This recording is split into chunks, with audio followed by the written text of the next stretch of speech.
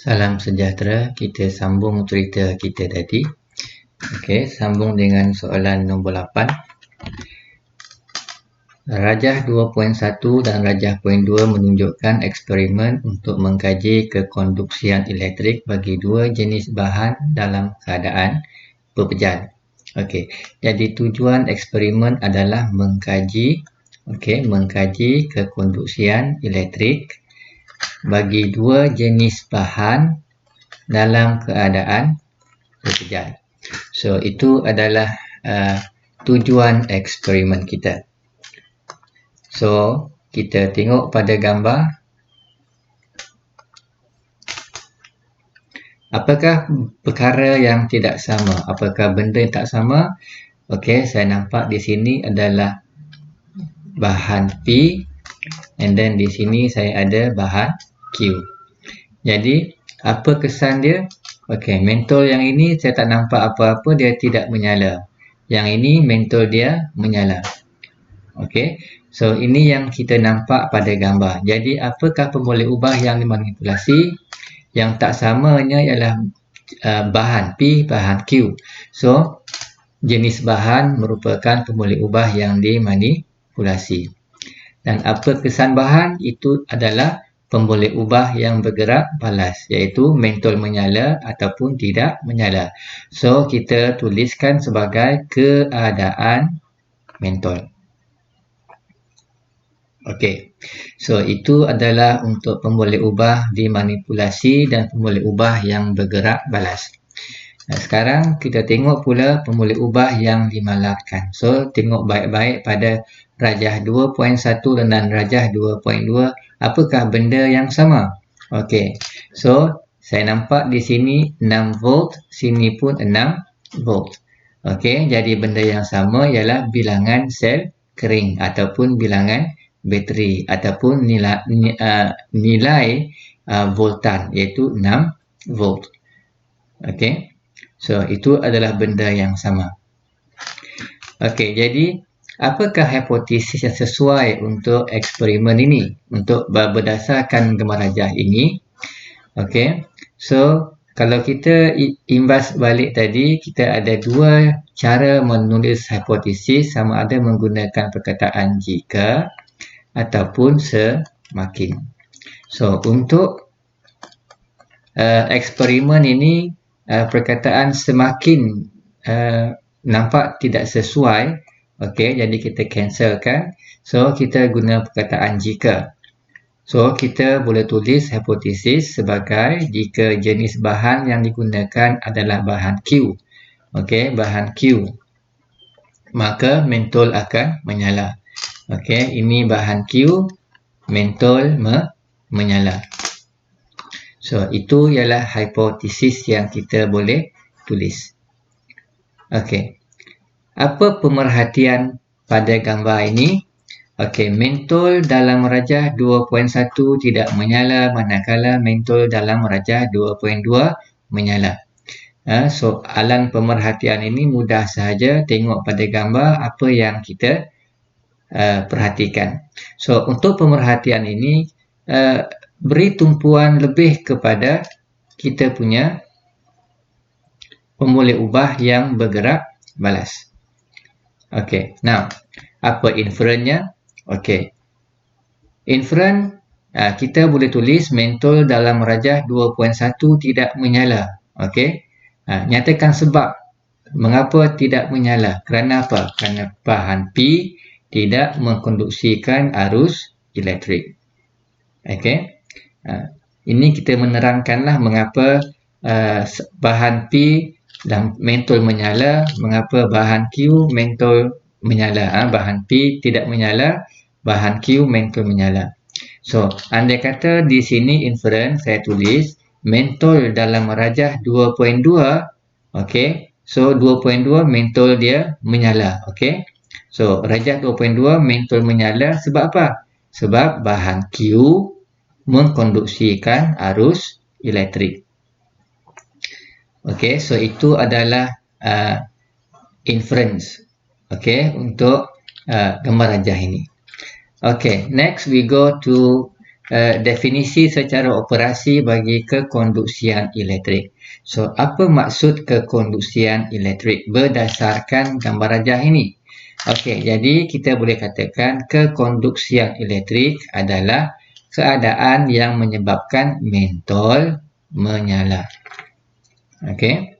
Berdasarkan gambar rajah menunjukkan mentol menyala, bermaksud arus elektrik ada mengalir. Okey, so itu untuk soalan nombor 8. So, kita sambung ke soalan nombor 9.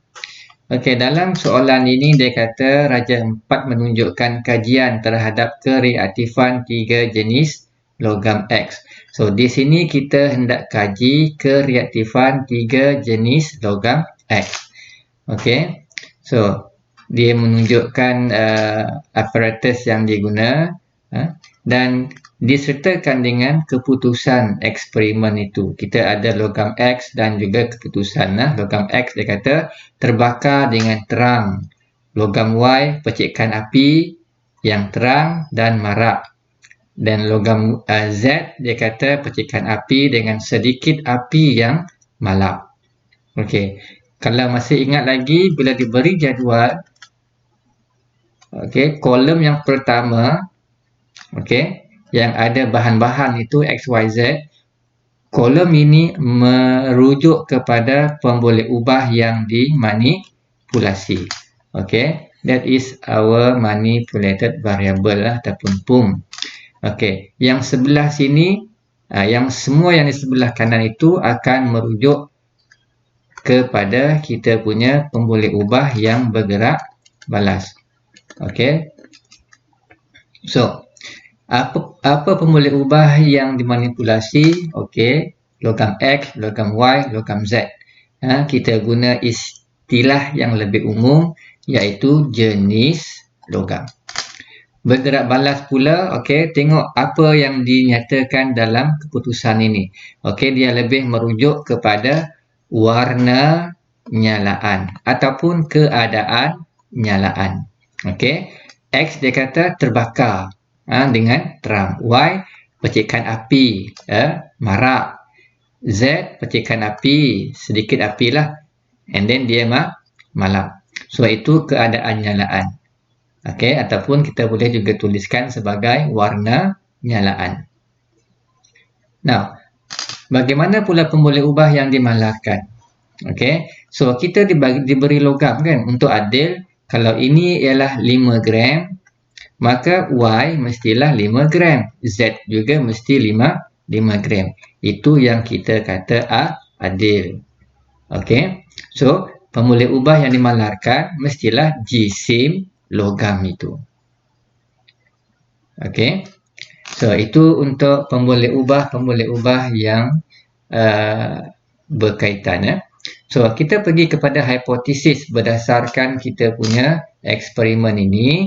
So, hipotesis dia kita boleh tulis, ingatlah, semakin ataupun jika.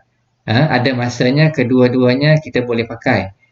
Contohnya untuk kes yang ini kita boleh guna semakin ataupun jika.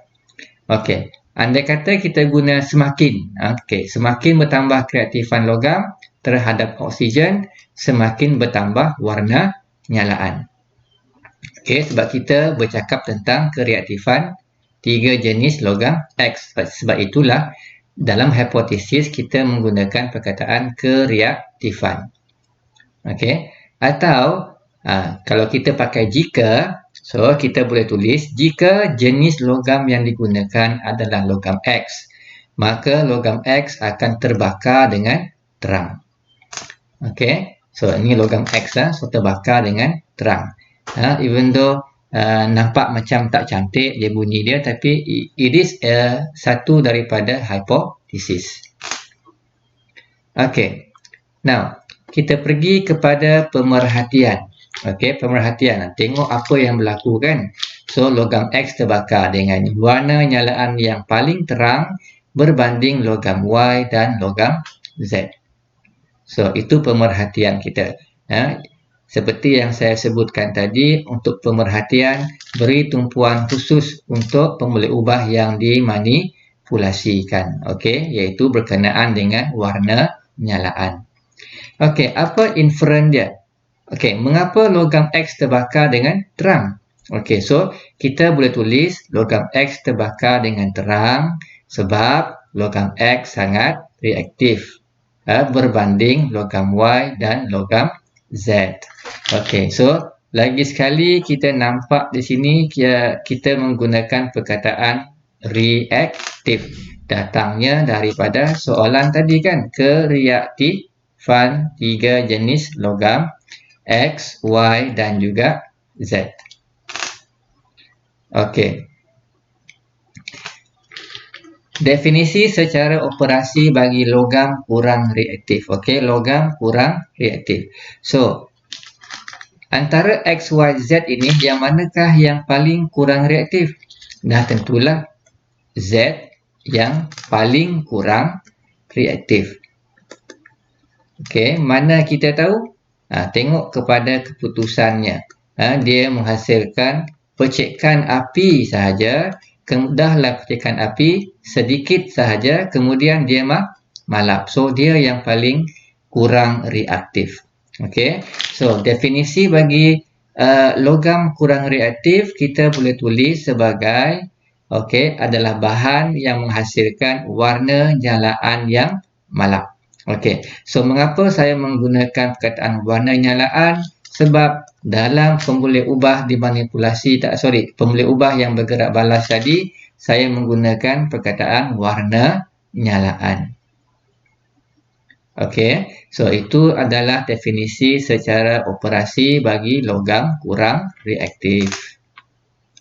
Okey, kita pergi ke soalan nombor 10.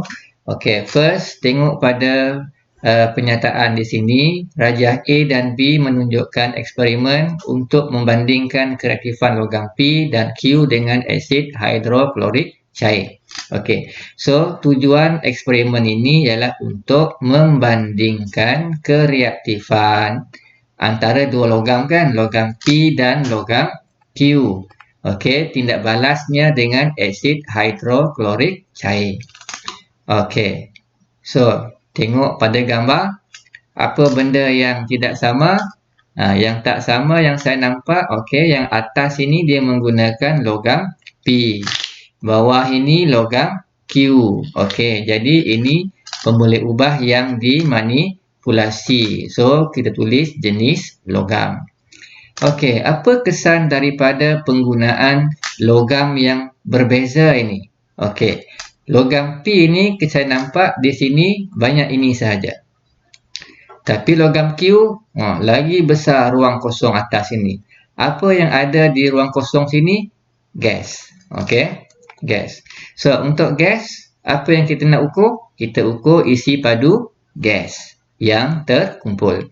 Jadi, pemboleh ubah yang bergerak balas adalah isi padu gas yang terkumpul. Okey. Now, apa pula pemboleh ubah yang dimalarkan? So, tengok pada gambar rajah apa yang sama. I can see here 6 gram. Sini 6 gram. Jadi, apa dia? Jisim logam. Okey, itu yang paling mudah kan? Apa yang sama? Okey, jisim logam. Okey, dalam penyataan di atas tadi dia kata bertindak balas dengan asid hidroklorik cair. Okey, so sini hidroklorik cair, ini pun hidroklorik cair. Alright, jadi dimalarkan adalah jenis asid. Okey, so apa hipotesis yang kita boleh tulis? Hipotesisnya ialah jika jenis logam yang digunakan adalah logam Q, maka isi padu gas yang terkumpul adalah lebih banyak. Alright, so ini yang Q tadi kan, yang Q saya nampak isi padunya lebih banyak. Okey, so itu ialah hipotesis. Now, apa pemerhatian kita? So, tulis saja apa yang kita nampak pada gambar rajah kan. So, isi padu gas terkumpul lebih banyak apabila logam Q digunakan berbanding dengan logam P. Okey, itu yang saya nampak. Okey, inferennya pula kita memberi penjelasan. Okey, lebih banyak gas terkumpul dalam rajah B. Rajah B Q dia kan. Rajah B kerana logam Q lebih reaktif dengan asid berbanding logam P. So, itu inferen yang kita boleh tulis. Apa pula definisi secara operasi bagi kereaktifan logam berdasarkan kepada gambar rajah ini?